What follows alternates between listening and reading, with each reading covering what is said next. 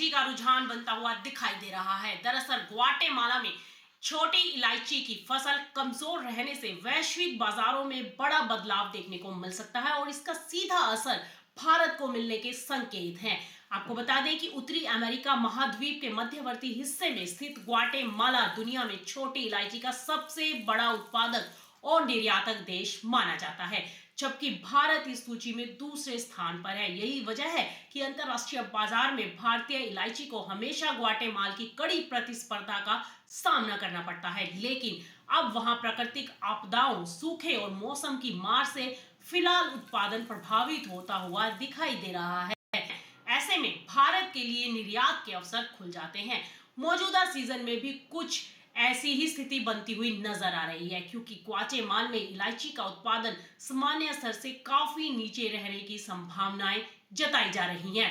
आपको बता दें कि इस बार ग्वाटेमाला में छोटी इलायची का उत्पादन केवल 17,000 टन के आसपास रह सकता है, जबकि सामान्य वर्षों में ये 40 से 50,000 टन तक पहुंच जाता है। इतना ही नहीं, पिछले साल भी भीषण सूखे के कारण वहां नए इलायची बागानों की रोपाई भी नहीं हो सकी, जिससे आने वाले सीजन में भी उत्पादन 22 से 23,000 टन तक सीमित रहने की आशंकाएं हैं और इसका सीधा असर वैश्विक स्तर पर सप्लाई पर पड़ेगा और अंतर्राष्ट्रीय बाजार में भारतीय इलायची की मांग मजबूत हो सकती है, खासतौर पर खाड़ी क्षेत्र के मुस्लिम बहुल देशों में, जहां रमजान सीजन के दौरान इलायची की खपत लगातार तेजी से बढ़ती है। वहां इस बार ग्वाटेमाला की सक्रियता कम रहने की संभावनाएं हैं। ऐसे में भारतीय निर्यातकों को अपना निर्यात बढ़ाने का एक बेहतर मौका मिलता हुआ दिखाई दे सकता है।